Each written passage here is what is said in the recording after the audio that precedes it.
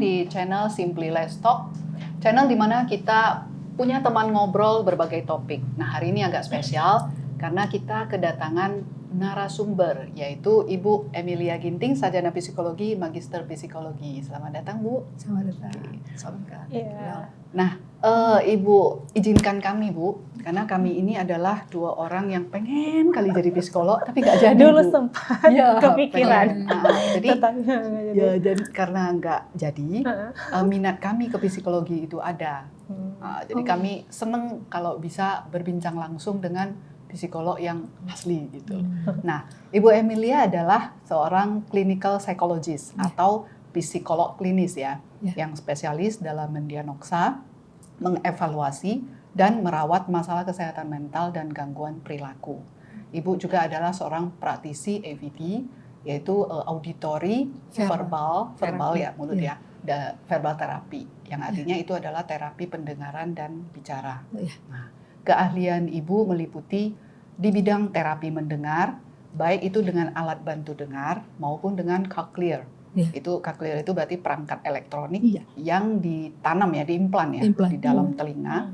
Dia kerjanya itu menstimulasi secara elektrik ya, saraf pendengaran menggantikan yang rusak. Kemudian Ibu juga ahli di bidang observasi klinis anak-anak berdasarkan bukti perilaku mereka. Kemudian wawancara klinis berdasarkan perilaku kognitif. Berarti perilaku kognitif itu kan perilaku dalam menerima informasi, kemudian membuat keputusan, menyelesaikan masalah. Ya. Dan satu juga yang menarik itu adalah MBCT, Mindfulness Based on Cognitive Behavior Therapy. Ya kan? Itu adalah sifatnya mindful, berarti kesadaran penuh gitu ya, yang didasarkan dengan terapi kognitif. Gitu. Nah, sebagai fasilitator, Ibu juga adalah dalam berbagai seminar lah. Ibu juga adalah fasilitator, pembicara, narasumber, partisipan juga dalam webinar dan pelatihan. Oke, ya, Wi. Silakan. Ini aku dengan bahasa aku sendiri nggak ya? Boleh. Oke, kemudian Ibu Emilia ya. Oke, ulang satu. Oke, kemudian Ibu Emilia ini juga adalah member dari Indonesia Clinical Psychology of Sumatera Utara sejak tahun 2017. Kemudian Association Psychology of Indonesia North Sumatra sejak 2016 dan Hearing First Amerika sejak 2016. Pengalaman profesionalnya ada pernah di PT Nestle Indonesia, terus sebagai dosen psikologi di Akademi Kebidanan, Associate Psychologist, ini U-nya apa? Untuk KPU Tobasa ya. Untuk KPU Tobasa di tahun 2009, asesor penerimaan mahasiswa baru Universitas Pancabudi Medan, juga asesor ASN UINSU. Koordinator program ini kita Pertamina ya. Aja. Koordinator program Pertamina tentang kesehatan reproduksi ibu dan anak, juga layanan konseling perguruan Pancabudi Medan, manajer dan terapis auditori dan verbal Rumah Siput Foundation Cabang Medan, konsultan untuk Yayasan Mendengar Bicara Smart Aurika School Medan, narasumber dan fasilitator antara lain di Rumah Sakit Columbia Asia Medan, PT Sampurna, Dinkes, Dinas Pendidikan, PT Askes, Pertamina Sumbagut, PLN Distrik 1 Medan, dan lain-lain. Selain itu, Ibu juga adalah merupakan pendiri dan pemilik Children and Family Therapy Center Medan, yang berdiri sejak tahun 2017, dan juga homeschooling Bu Emily. Dan juga homeschooling Bu Emily. Bu Emily. Oke, dan homeschooling Bu Emily di tahun 2016. Psikolog dan terapis di Rumah Sakit Columbia Asia Medan sejak tahun 2012. Jadi panjang banyak ya, gitu kan. Terpercaya lah. Jadi nggak perlu diragukan lagi. Betul. Jadi sekarang kita ingin mendengar dari Ibu ya tentang perjalanan Ibu sebagai seorang psikologi. Mungkin dimulai dari kenapa psikologi? Mengapa psikologi? Ya. Sebetulnya tahun 1989 saya tamat high school. Tapi sebelum 1989 kita sekitar 1987 gitu ya, 88 gitu ya. Memang saya masuk ke SMA tuh saya sudah dulu ada yang namanya katalog dari sebuah seluler ya, dulu kayak buku buku infomedia untuk Dulu kan belum kampus itu ada fakultasnya gitu. Di situ ada salah satu fakultas baru sebetulnya kan, fakultas psikologi gitu. Nah kemudian dengan keterbatasan informasi gitu ya, juga akses apalagi internet gitu. Saya mencari tahu gitu ilmu psikologi. Nah dulu tuh ada psikologi untuk Anda istilahnya, kayak buletin gitu ya. Tapi psikologi untuk Anda gitu. Nah itu dari guru-guru kami lah ya. Yang sudah mendirikan dari tahun 1985, bahkan mungkin UGM juga 1950-an sekarang sudah ada gitu cikal bakalnya. Dan itu bergabung sebenarnya dengan filsafat gitu. Nah jadi saya tertarik karena memang saya melihat dinamika di keluarga gitu ya. Bagaimana hubungan ibu saya dan ayah saya, bagaimana keluarga kami gitu ya. Sehingga saya pikir ini apakah bagian dari itu, karena saya tahu dulu definisi tentang psikologi itu sudah ada ilmu perilaku, ilmu yang menggambarkan perilaku gitu. Berarti sejak SMA itu ya Bu? Sejak SMA dan gitu. Sejak SMA kelas 1 kelas 2 itu saya udah mulai mencari penjurusan. Kalau dulu kan Sepenmaru namanya. Jadi kita harus nentuin kan gitu. Sehingga apa sih kompetensi yang jurusan terutama kan gitu. Dulu IPA IPS dulu pas zamannya saya fisika, sosial dan biologi jurusannya. Tiga. Iya. Nah, saya akhirnya memastikan bahwa tidak IPA atau tidak biologi ataupun tidak fisika gitu ya. Jadi dia masuk ke ilmu sosial dulu gitu. Nah, jadi akhirnya saya sudah mengarahkan tuh di kelas 2 SMA tuh diri saya tuh untuk saya juga terlibat memang di OSIS gitu. Karena dari SMP juga saya terlibat dalam organisasi pramuka gitu ya. Dimana saya tuh jadi penggeraknya istilahnya gitu. Jadi dari situ memang secara kepribadian memang saya dari kecil tuh emang di keluarga tuh ini ya, mulai saya tumbuh remaja tuh orang yang ditempatkan oleh ibu saya itu sebagai yang rapi-rapiin, yang menata, yang ngurus-ngurus gitu. Ibu anak yang kedua dari saya. Dari 5 bersaudara. Kedua dari yang itu abang atau kakak yang kakak. Kakak. Berarti kakak. Kami cuma satu laki-laki, paling kecil gitu. Berarti empat kakak gitu ya. Nah, bahkan waktu tamat SMA, sebelum tamat SMA pun si bapak sudah melibatkan saya untuk dites di ketentaraan istilahnya gitu. Karena mungkin melihat saya kali ya. Karena dalam 5 itu mungkin saya yang agak cekatan, kemudian lebih mimpin gitu ya Bu? Lebih ngelit gitu. Iya. Jadi ketika dikasih instruksi itu memang langsung tahu gitu. Teknisnya itu langsung tahu. Sistematikanya itu langsung tahu gitu ya. Walaupun saya itu ya kayak anak laki-laki juga sih, main manjat-manjat, main sepeda, iya tomboy. Nah itu kemudian terimplementasi pada saat saya kelas 2 itu saya sebagai OSIS gitu. Saya di bagian kesiswaan dan di kelas itu saya sebagai bendahara gitu. Tapi bendahara juga saya dijadikan sekretaris juga gitu sama kebetulan ketuanya teman saya gitu, sudah almarhum. Nah perjalanan itu kita BK, bimbingan konseling itu punya problem kan terhadap teman-teman di kelas-kelas lain, di jurusan lain gitu. Jadi ada satu problem yang memang anak ini punya masalah gitu dengan kedua orang tuanya dan dia lari gitu dari rumah. Dan si orang tua bertanya dan memohon pertolongan atau memohon bantuan dari sekolah gitu. Dalam hal ini BK gitu. Nah karena tahu anak ini sekelas kita dan memang dia sering gak masuk gitu ya. Terus kita dimintai bantuan gitu. Jadi saya dan ketua kelas tuh mencari tahu. Nah disitulah saya belajar bahwa psikologi itu juga kan memang ketika ada evidence, tadi ya evidence behaviornya gitu. Lalu di situ kemudian dikembangkan kan analisa. Nah sebenarnya ini kemana gitu? Ya kita juga nggak tahu ya. Kita harus mencari alamat, ya semacam kayak kita menginvestigasi lah istilahnya gitu. Telusurin lagi. Nah sampai pada akhirnya dapat dan kita kasih informasi, kita ditugaskan gitu untuk ketemu dengan si teman kita ini dan bagaimana kita mempersuasi dia. Nah di situ saya udah belajar sebetulnya. Pada saat itu ibu dengan ketua kelas berdua ditugaskan. Iya, ditugaskan. Untuk maju gitu lah ya. Iya, untuk mencarinya gitu. Jadi makanya itu memang mungkin alam ya yang sudah mengatur gitu ya perjalanannya. Di kelas 1 juga saya sudah terlibat di dalam perlombaan untuk gerak jalan. Dulu tuh ada gerak jalan lomba antar sekolah gitu. Jadi sekolah kita itu memang sekolah yang nomor 1 juara. Dan dengan SMA 1, SMA 4 waktu itu ya, kita juara di situ. Dulu Lapangan Merdeka masih dijadikan tempat untuk perlombaan-perlombaan 17 Agustus. Dulu kan pasti ada aktivitas-aktivitas yang dilakukan oleh sekolah gitu. Nah, saya termasuk tuh gitu. Jadi saya bukan yang memimpin gerak jalannya, tapi saya termasuk yang di depan selalu gitu. Yang ditempatkan untuk gerak jalan. Jadi gerakan itu dia persis memang seperti kayak tentara ya gitu. Dulu itu kita disiplin. Ibu dari rumah, kemudian di sekolah juga modelnya aktif terus. Dan dikenal dengan role model yang sama.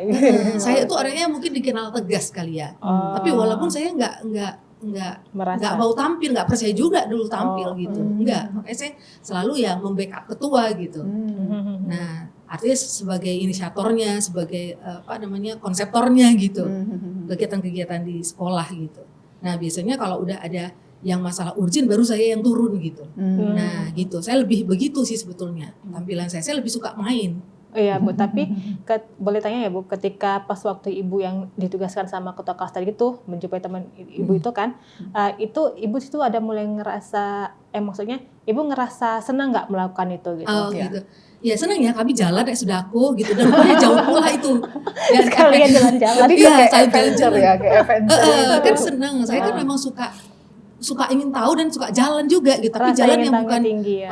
Gitu. Jadi ya walaupun ada efeknya ya, sampai pulang di rumah tuh ibu saya udah bawa selang untuk mukul. Zaman dulu belum ada WhatsApp ya Bu? Belum ada gitu, kan kita nggak ada handphone kan gitu. Telepon dari TU dulu Bu? TU juga di rumah belum ada telepon belum ada telepon. Oh ya, zaman saya lah itu udah ada. Itu baru tahun habis kuliah lah kalau nggak salah, kelas 3 baru kita pasang, ibu saya tuh pasang telepon dulu kan. Kalau pasang telepon itu kan termasuk mahal kan, kayak mewah gitu lah kayak mewah kan gitu, rumah yang udah ada teleponnya gitu. Benar. Kalau nggak salah saya kelas 3 tuh baru dipasang oleh orang tua saya telepon di rumah gitu. Jadi itu saya kelas 2. Jadi pulang kena marah. Iya, ibu saya udah di depan pagar gitu, terus saya bilang, mak tunggu dulu mak gitu ya. Saya bisa jelaskan karena ternyata bapak si perempuan ini juga mencari tahu gitu ke rumah yang saya. Kabur itu perempuan. Gitu. Perempuan, tapi saya nggak tahu dia di mana sekarang ya, masih ibu atau nggak tahu juga sih. Jadi si bapak itu datang karena mungkin tahu kita tuh pengurus kelas gitu, dan dia sekelas kita gitu. Pada akhirnya dia jadi nggak lanjut sih, tinggal kelas waktu itu atau gimana saya lupa gitu ya. Itu dia kaburnya kemana jadi ternyata Bu? Ternyata dia kabur ke tempat temannya itu di daerah Brian tuh ke sana lagi. Padahal itu udah termasuk jauh itu ya dari. Nah, posisi saya kan di Helvetia. Nah, itu kita naik angkot tuh ke sana. Nyari terus masuk ternyata dia tinggal di rumah perkebunan temennya gitu. Dia sembunyi. Berarti ibu waktu itu antara mau jadi detektif atau jadi psikolog ya, kan? Iya kan? Betul. Iya, ada juga bakat kesana. Cara wujud seperti itu gitu ya apanya. Akhirnya kita berhasil gitu ya membujuk dia, mempersuasi dia sampai akhirnya kemudian dia pulang gitu, dan kita memfasilitasi juga gitu. Jadi kerangka psikologi itu sebetulnya saya udah dapet gitu. Sejak saya kelas 2 itu gitu. Oh ternyata psikologi itu ada pendampingan di situ gitu ya, ada konsultasi ke dianya gitu, yang sifat empatis kita itu kan, ketika dia punya persoalan dengan ayahnya gitu. Berarti itu case pertama ibu itu lah ya? Case pertama saya, benar. Dan itu belum ada ilmunya gitu kan. Nah, seperti itu.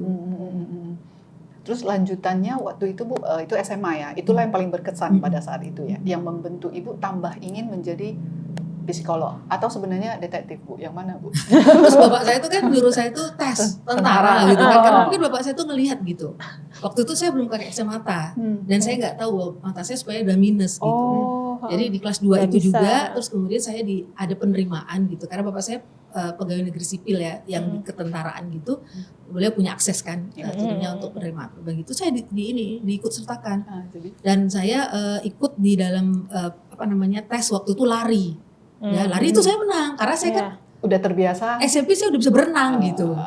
Dan yang ngajarin saya berenang itu memang guru atlet olimpiade kan gitu kan. Jadi memang ya udah kayak mana kami lah di kayak semacam tentara, dan itu kan saya di SMP juga SMP Persit kan, SMP Persit Kartika yang di SMP-nya. Yang di kedua yang di Jalan Kodam Gaperta ya Bu? Gaperta. Sama berarti. Iya, berarti saya tahu alma ya. Nah, saya di situ angkatan 86 saya. Oh iya Bu. Iya. Saya SD SMP di situ. Iya, jadi sekarang ada ininya ya kan, ada organisasinya kan, Persit 1 dan 2. Bahkan sudah di di legalitas hukum kan itu alumninya. Saya nggak update Bu sampai ke situ. Cuman yang saya lihat sekarang udah ada TK-nya. Kalau untuk zaman saya dulu belum ada TK-nya, sekarang TK, SD, SMP, SMA. Gitu. Nah, saya tes pokoknya ketika tes panca indera Barulah ketahuan ya. Ketahuan. Jadi gagalnya di situ. Gagalnya saya di situ. Andaikan tidak, berarti jadi tentara sekarang. Jadi apa sebutannya kalau tentara wanita? Tentara wanita. Inilah ya? kowat ya. Kowat ya. Kowat. Kowat. Berarti karena masalah mata minus ya. Iya. Gagal lah gitu. Gagal lah. Jadi saya nggak bisa ikut yang selanjutnya kan. Gitu. Sehingga itu terus kemudian saya tetap psikologi tetap gitu. Saya tahu itu waktu itu saya gini, saya mungkin visioner ya orangnya ya gitu. Saya sebutkan begitu karena apa? Karena seringkali saya bisa membayangkan bahwa ke depan tuh nanti yang dibutuhkan itu gitu. Oh, sudah ada gambaran Ibu. Padahal ibu saya suruh saya masuk ekonomi. Di salah satu universitas terkenal juga di Medan ini. Zaman-zaman sebelumnya itu akuntansi, manajemen itu aja kan. Iya, ibu saya ngotor gitu. Nanti kan nggak susah PNS bla bla bla bla. Gitu. Nah, saya malah nggak worth it untuk jadi PNS gitu.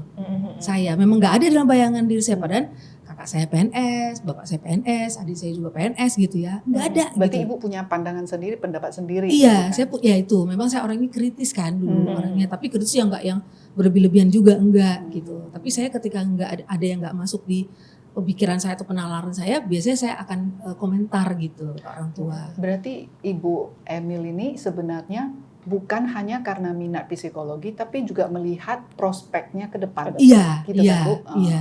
Saya berpikir 10 tahun ke depan pasti akan banyak orang-orang yang mengalami kelelahan mental, ya kelelahan psikologis gitu.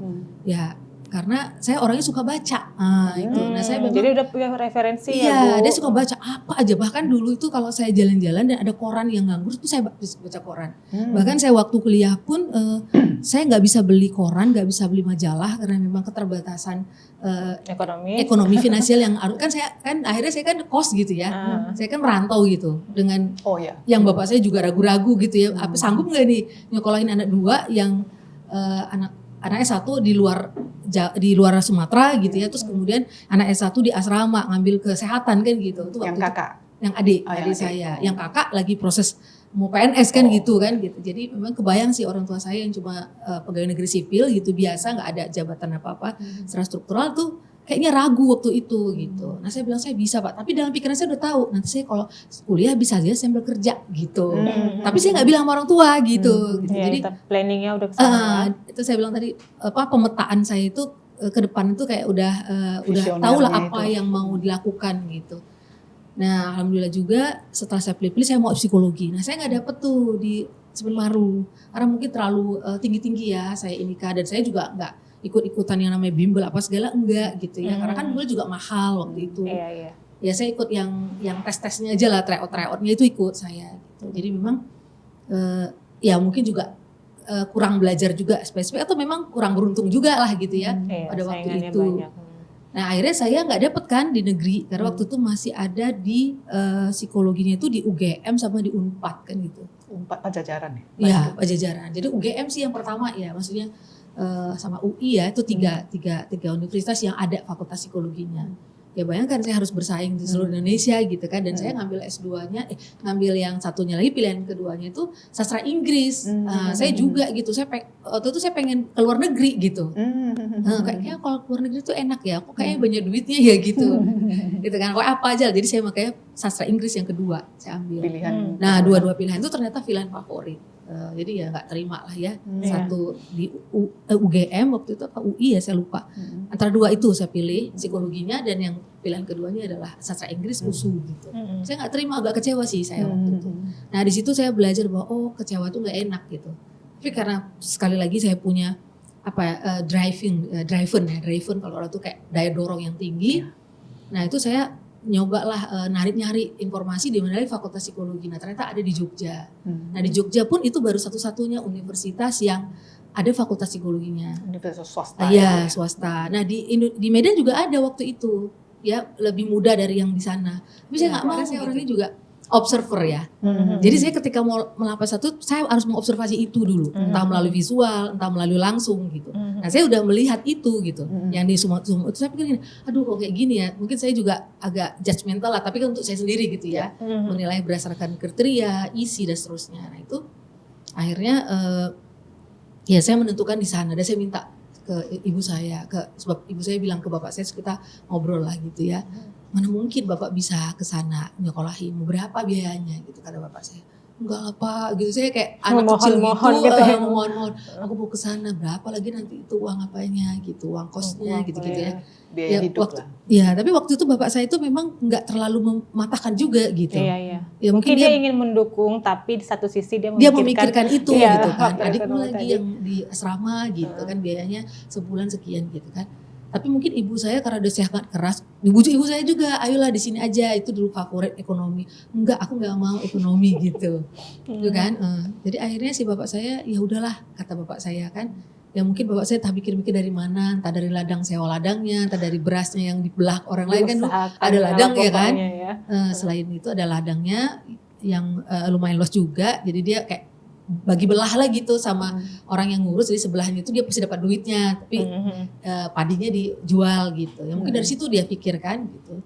Nah ibu saya pun mungkin dalam petaannya itu waktu itu ya memang juga berpikir kan dia buka usaha warung gitu. Nah jadi mungkin dari warung itulah dia bisa sumbangkan gitu. Saya itu akhirnya wesel saya itu dulu tuh dari bapak saya 75.000, dari mama saya tuh 25.000, jadi 100.000. Tahun berapa itu? Tahun 89. Jadi tahun saya 89. Saya baru lahir. Baru lahir ya Kak Silpi ya. Baru lahir Kak Silpi. Baru itu akhirnya bapak saya punya teman yang bisa akses ke salah satu bus ke Yogyakarta. Semua itu kayak udah saya tahu nih kapan pendaftarannya ini Pak, saya kasih tahu semua. Karena memang saya baik on data ya gitu. Ya udah saya ajukan sama bapak saya, terus bapak saya mungkin cuti ya, ambil cuti karena bapak saya yang antar gitu. Dan kita naik bus 4 hari 3 malam. Barengan dengan bapak. Bareng bapak yang antar. Dan kebetulan bapak juga punya temen yang tapi temennya itu tentara ya. Dia memang tentara. Kalau bapak saya kan PNS-nya gitu. Itu anaknya juga mau ke sana karena udah gagal di sini USU kayaknya ada masalah apa gimana saya nggak tahu, terus dia mau pindah gitulah. Jadi mau pindah universitas gitu. Dari USU dia mau pindah ke swasta yang di sana. Jadi bareng sama dia gitu. Anaknya itu laki-laki tapi udah lebih tua dari saya. Kita bertiga jadinya. Terus kalau nggak salah bapak itu dapat free gitu lah, itu pinternya bapak saya. Dapat free. Ada akal untuk ini ya. Iya, tadi kan karena ini jadi dia dapat free busnya kalau nggak salah saya, karena si anak itu tadi si bapaknya titip deh gitu anak saya ini gitu. Berarti bapak membawa 2 anak gitu lah ya. Iya betul. Nah itu saya ikutlah selama 3 hari, saya duduk di sebelah bapak saya, yang anak tuh di belakang gitu. Jadi bapak saya itu memang untuk menghemat juga dia pastikan bahwa makan setiap jalan itu gratis gitu. Iya itu luar biasa banget bapak saya itu. Maksudnya bagaimana dia memperjuangkan gitu ya anaknya gitu ya. Kan biasanya kalau dia memang yang dititipin dulu tuh yang di bis itu pasti makannya juga free gitu. Nah jadi tapi kan saya malu sebagai perempuan tuh agak malu gitu loh. Maksudnya sebagai remaja ya kan. Masih gadis harus makan. Bener, dia jadi ikut supir gitu. Nah ikut supir gitu ya. Jadi saya gini kan, sekali 2 kali kan kalau ikut supir kan pasti cowok-cowok semua kan. Kalau yang bapak saya dengan temen anaknya itu, anak temennya itu ya oke-oke aja karena cowok. Anak cowok itu ya? Anak cowok ya kan gabung sama supir. Karena kalau nggak gabung sama supir kan pasti bayar. Nah bapak saya itu, saya nggak turun. Jadi saya bilang, saya pinter juga gitu ya. Bilang, saya bilangin sama, saya nggak usah sebut namanya itu. Aku dibungkusin aja deh gitu. Kan nggak mungkin juga saya nggak makan kan gitu. Paling yang dibawain mama saya tuh hanya sampai untuk 3 kali makan aja gitu kan. Ada dibawain kenteri apa segala gitu. Ya udah akhirnya gitu, jadi saya nggak turun dari bus kecuali misalnya sholat atau kamar mandi, saya turun dari bus. Tapi makan saya nggak turun. Tapi tetap makan. Jadi itu bapak saya terus sampai di Sumatera, sampailah habis Sumatera, sampai ujung itu ya Sumatera. Ujungnya terus kemudian nyebrang. Nah kita ganti bus. Ini pengalaman saya juga, saya pikir ini psikologi banget gitu. Jangan bilang ibu ketinggalan ya, enggak kan? Enggak. Ya justru yang ketinggalan bapak saya.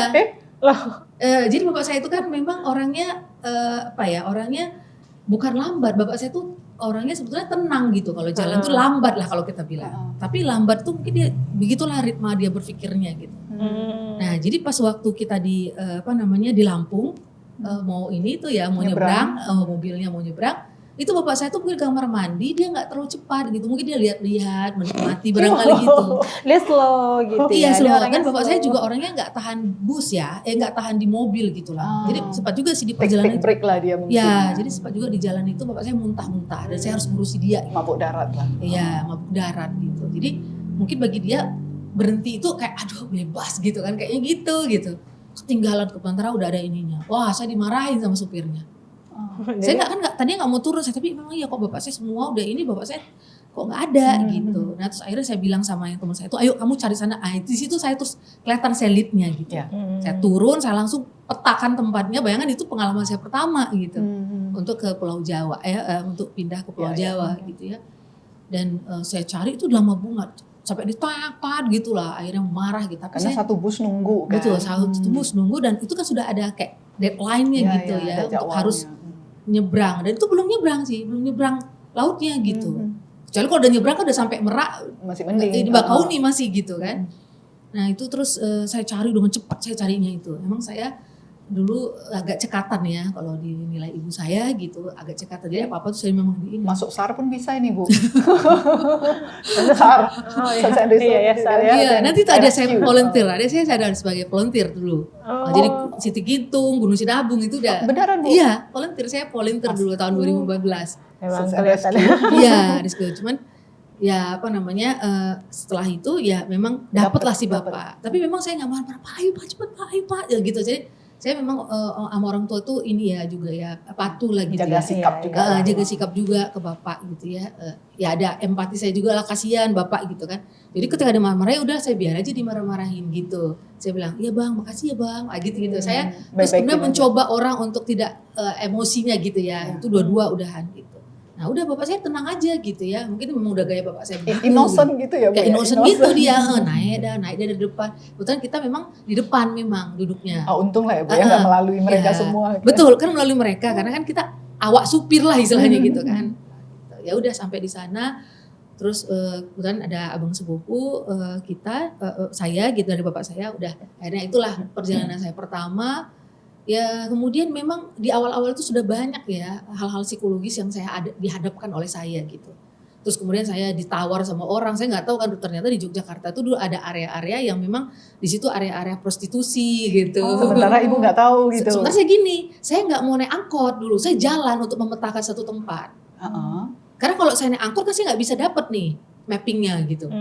Nah darah ini search and rescue-nya masih ada gitu ya Bu, jadi mau memetakan kan? Iya memetakan, karena kalau saya naik bus, saya nggak akan tahu berapa sih jaraknya itu. Jadi saya jalan memang. Nah itu karena memang saya tadi bilang suka jalan, suka memapping gitu saya ya. Nah itu saya lakukan. Nah ternyata saya melewati area namanya itu, saya lupa. Pokoknya di Yogyakarta tuh ada area, ternyata di situ area prostitusi. Kalau dulu Sanggrahan kalau nggak salah dulu kan, dan dekat Malioboro tuh kesananya lagi ada. Nah itu terusan, karena memang abang sepupu saudara kita tuh yang mau kita kunjungin itu pertama adalah dekat situ kos-kosannya gitu. Jadi keponakan bapak saya lah gitu. Nah itu saya ditawar gitu. Nah itu memang udah keluar lah ini saya gitu ya, untuk ditawar untuk di ini gitu. Nah di situ juga ya kemampuan saya bagaimana untuk mengekspresikan sesuatu supaya orang lain tidak ada jarak gitu ya. Nah di situ terjadi gitu. Nah terus tapi itu nggak menyurutkan saya gitu untuk ya udahlah Pak pulang gitu, nggak usah jadi di sini, enggak. Jadi sampai terus ya akhirnya saya memilih psikologi. Kemudian saya mengambil profesi waktu itu karena program studi profesi, dan yang sekarang program studi profesi itu sendiri, jadi setelah tamat S1 psikologi dan kemarin sempat ada magister psikologi yang akhirnya itu memang mensertifikasi kita, kemudian mendapatkan surat izin praktek, baru adalah embel-embel kita sarjana psikologi, psikolog, dan kalau memang mengajarkan empathy, ya empathy ada dua, scientific dan terapan dan profesi. Sekarang udah gak ada lagi, jadi program profesinya itu setelah melanjutkan dari S1. Jadi itu yang terbaru sebetulnya. Nah, kalau yang sekarang gak ada lagi. Jadi kalau ada empathy pun mengatakan psikolog, maka mesti harus ada izin prakteknya gitu ya, dan dia melalui sertifikasi studi profesi. Oh, jadi psikolog yang boleh mengadakan sesi konsul gitu lah ya berarti. Iya, maksudnya kayak assessment, tes, sama interpretasi tes gitu ya. Kalau assessment mungkin dari multidisiplin banyak juga ya, jadi assessment oleh pendidik gitu bisa. Tapi maksudnya yang melakukan instrumen melakukan pemeriksaan mendalam kayak semacam apsifor gitu ya, forensik, kemudian clinical gitu, itu emang yang harus bersertifikasi psikolog gitu. Artinya diagnosanya itu udah diakui gitu ya. Iya, artinya berdasarkan data-data yang valid ya gitu. Nah ini memang user, klien juga benar-benar melihat gitu seperti apa sih seorang psikolog itu mengintegrasikan semua data, baik data yang dia observasi, dia wawancara secara in-depth, terus kemudian dia gunakan instrumen psikologi yang terstandar maupun yang informal yang diciptakan untuk mengarahkan ke satu titik perilaku, itu mesti komprehensif, jadi integratif dia, itu baru mendapatkan kesimpulan atau penegakan. Berarti psikolog itu juga bisa menegakkan diagnosis ya Bu? Bisa ya? Nah tadi perbedaannya dengan psikiater apa gitu? Ya perbedaan hanya di latar belakang, sebetulnya latar belakang pendidikan.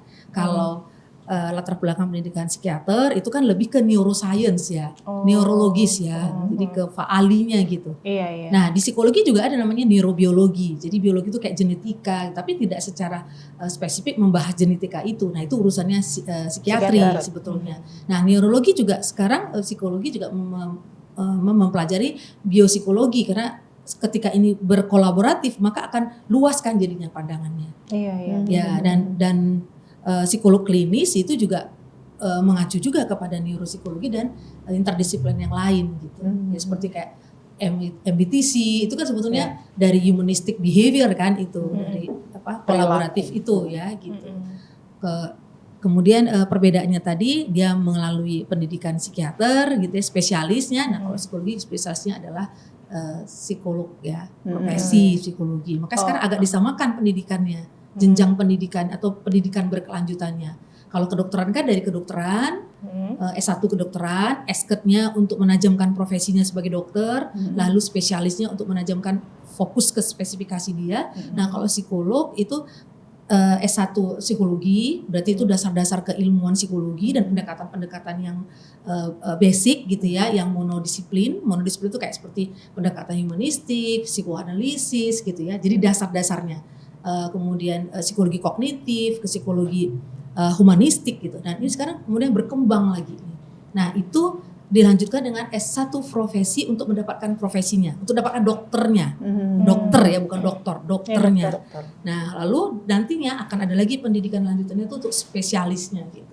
Nah ini tugasnya lembaga pendidikan universitas yang memiliki fakultas psikologi lah untuk mengembangkan ini nggak kerja mudah gitu ya. Sekarang asosiasi psikologi asosiasi psikologi Indonesia saja sudah 66 tahun nih, baru-baru aja nih ulang tahun. Itu saja baru ini mendapatkan pengesahan ya undang-undang PLP pendidikan. Jadi pendidikan dan layanan psikologi jadi satu kesatuan.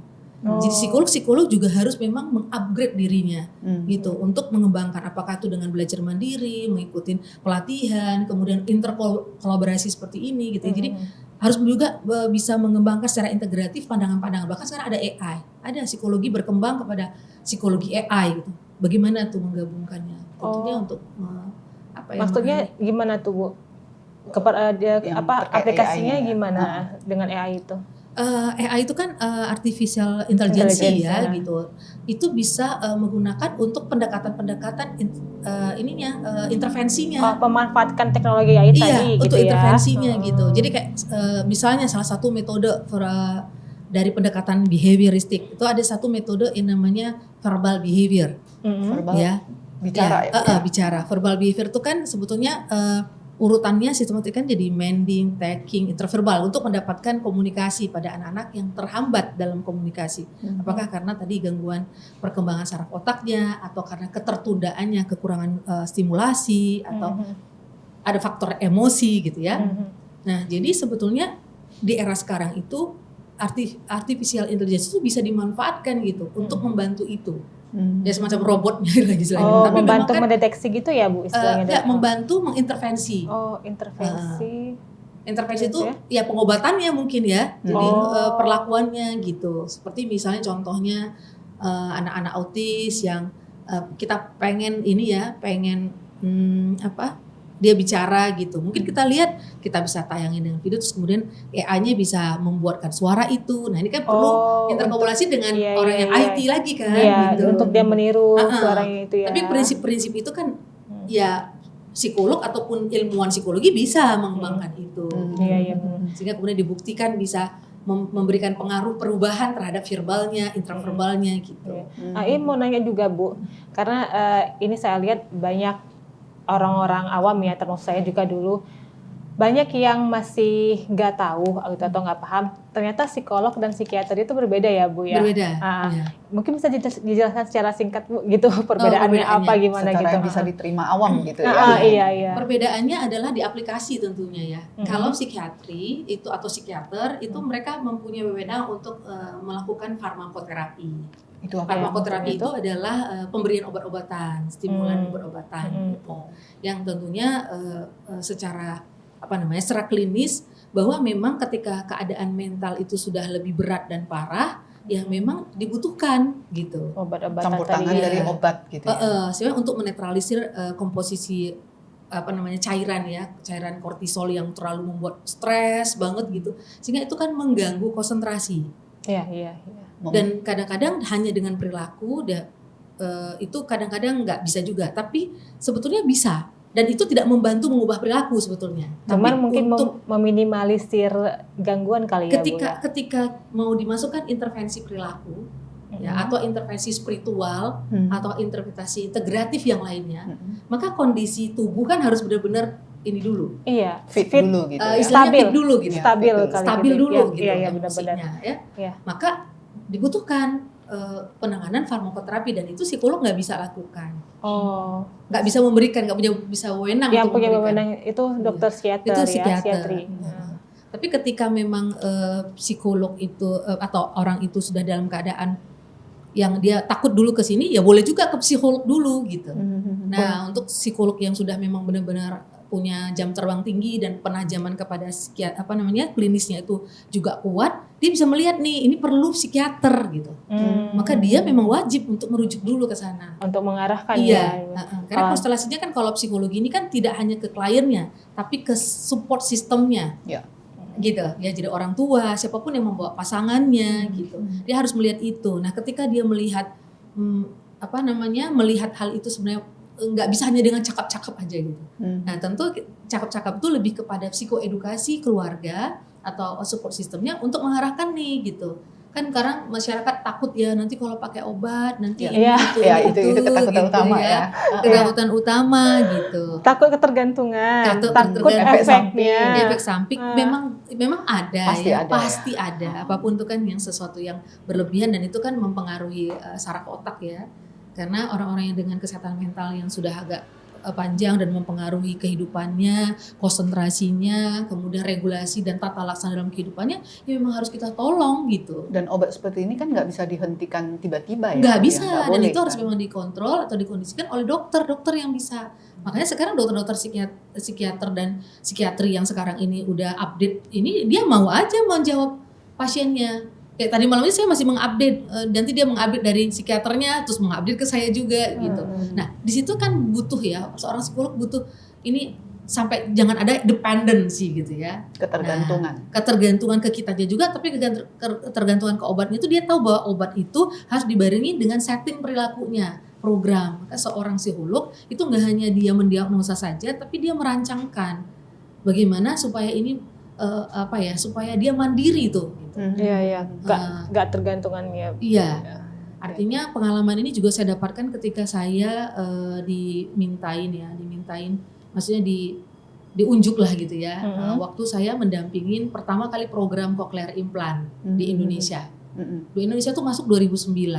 Nah, yang alat bantu implan itu ya Bu ya. Karena kan memang penciptaan teknologi oleh seorang profesor yang menciptakan itu kan, yang darinya alat bantu hearing aid saja yang proses pengerasan suara hanya dari membantu dari luar, tapi ini dari dalam melalui implantasi. Itu kan sesuatu yang susah pasti di Medan. Mereka susah banget nembus di mana, susah banget menembus ahli-ahli spesialis THT lah gitu waktu itu. Biasanya Bu, kalau alat bantu dengar yang kita nampak yang di belakang itu alat bantu dengar yang biasa itu ya? hearing aid. Hearing aid. Asistif itu kayak cuma dibantu. Iya, nampak di sini. Iya, semua ada nampak di sini. Yang semua dibantu. cochlear itu juga bakal ada juga ya? Cuman kalau cochlear itu ada di sininya yang bulat gitu. Jadi dia pemasangannya nampak dari luar gitu. Nampak. Ada yang cuma satu doang, nggak pakai ini lagi. Ada. Jadi ada 3 yang sudah memang disahkan oleh PDA untuk dunia gitu ya, kayak kita Balai POM-nya lah gitu ya. Nah itu 3 sebetulnya untuk di Indonesia yang udah masuk, dan memang 3 ini cukup banyak gitu ya keberhasilannya gitu. Untuk membuat anak menjadi mainstream ya, jadi anak tipikal gitu yang sebenarnya dia gangguan pendengaran gitu, tapi dia gangguan bahasa juga, gangguan komunikasi, tapi akhirnya dia menjadi anak yang tipikal. Bahkan mereka bisa melanjutkan sampai ke S2, ke S3 gitu. Dan itu sudah terbukti memang untuk yang anak-anak mengalami gangguan pendengaran yang berat dan sangat berat itu dengan penanganan cochlear implant. Cochlear ini Bu, kalau untuk anak-anak dia usia berapa baru boleh diimplantkan? Ada batasan usia enggak? Sebenarnya enggak. 6 bulan itu kan sekarang program hearing screening itu kan sudah harus dilakukan di setiap rumah sakit gitu. Apalagi yang ada maternalnya ya, maternity-nya gitu. Nah itu 3 bulan anak sudah harus dicek. Oh, untuk usia anak 3 bulan? Iya, 3 bulan. Oh, udah mulai dites pendengaran? Iya, namanya TOA kan itu tinggal bisa dilakukan oleh ini. Nah baru 6 bulan diobservasi lagi. Lagi nanti untuk pemeriksaan yang selanjutnya ketika ada refer gitu ya.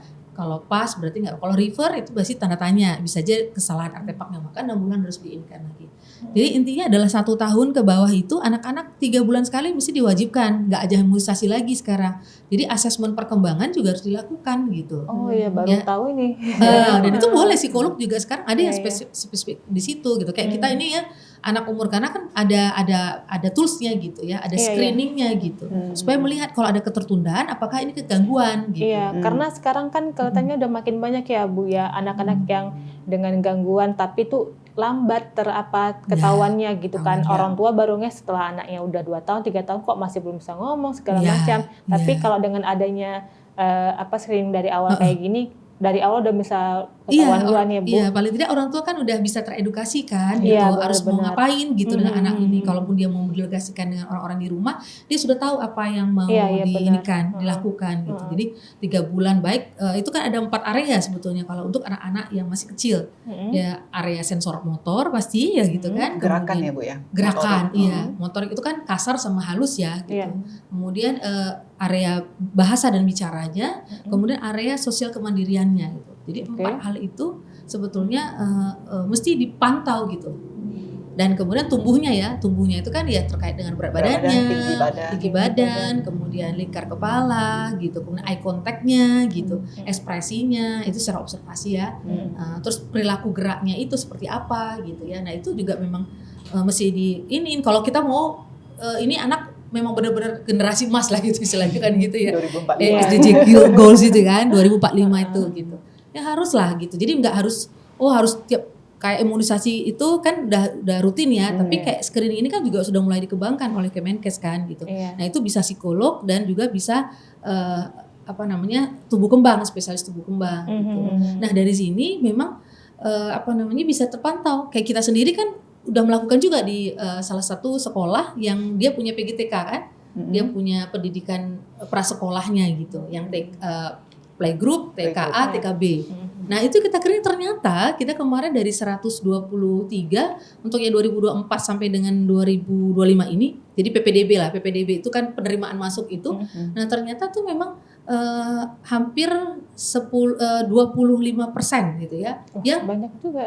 Yang udah red merah lah gitu. Nah itu ada tanda-tanda masalah. Ada tanda-tanda. Jadi ada 3 tuh kategorinya. Tipikal, normal, sesuai dengan milestone-nya, tugas perkembangannya. Yang kedua meragukan, yang ketiga adalah penyimpangan atau tertundaan. Nah, maka yang kita ini kan noise ini. Nah, biasanya kita konseling lagi orang tuanya. Kenapa tertunda? Oh iya Bu, ternyata dulu itu waktu adiknya terlalu dekat gitu ya. Ada pandangannya. Jadi saya langsung hamil, dia masih umurnya 9 bulan gitu. Jadi saya tinggallah waktu saya melahirkan, waktu saya hamil tuh ke abangnya. Abangnya bedanya cuma 3 tahun gitu. Nah, ini juga bisa menimbulkan kayak kecemasan gitu yang tampil kayak di permukaannya ada kecemasan, ada ketakutan gitu.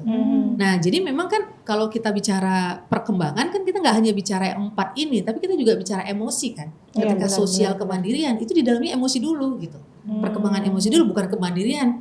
Anak umur 6 bulan mana mungkin bicara kemandirian kan masih dibantu. 1 tahun juga masih dibantu gitu ya. 0 sampai dengan 2 tahun. Nah, ini ternyata ada gitu. Nah, terus ada lagi orang tua, kenapa ini ya gitu. Jadi bukan sesuatu yang negatif sih sebetulnya, tapi words ini apa ini gitu, semacam kayak kok ada kuning nih gitu Tanda ya. tanya lah ya. Tanda tanya. Nah, ternyata ibunya bilang, iya Bu, saya pernah pas dia umur 2 tahun gitu kan, orang tuanya bilang, saya kurung dulu dia di kamar, saya masak. Jadi ada gitu. trauma ya di anaknya mungkin gitu. kita belum bisa bilang trauma, tapi ketakutan. Jadi menyimpan ketakutan selama beberapa jam gitu ya, mungkin 1 jam, paling nggak lama Bu ya, mungkin kita bilang nggak lama, tapi masak paling 30 menit kan. Anggap gitu. hal kecil ya, padahal ternyata berefek. Ya, jadi dari feedback hasil assessment itu, nah kita ketemukan itu gitu. Nah biasanya saya meng-cross check balik gitu ya, dengan instrumen itu kita meng-cross check kembali kepada orang tuanya, ternyata itu dulu gimana. Jadi kita melihat lagi bagaimana pengasuhan mereka gitu. Jadi perjalanan pengasuhan mereka gitu. Oh ini tuh nggak apa-apa, yang penting kan dia udah tahu bahwa ini ada takut. Sekarang ada nggak gitu? Apa yang dia takut? Iya Bu, gelap. Bisa kalau cerita-cerita begini gitu. Nah itu kan jadi salah satu sebenarnya cikal bakal bisa menjadi masalah mental. Tapi itu kalau misalkan diketahui dari awal dari anak masih usia dini, itu bisa kayak diterapi gitu ya Bu? Ya bisa. Jadi ada di CNF ini ya Bu ya. Jadi apa namanya ya? Salah satunya itu bisa anak membuat gak bicara juga gitu. Oh, jadi speech delay itu bisa, itu salah satu penyebabnya. Jadi speech delay itu saya mau menegaskan speech delay itu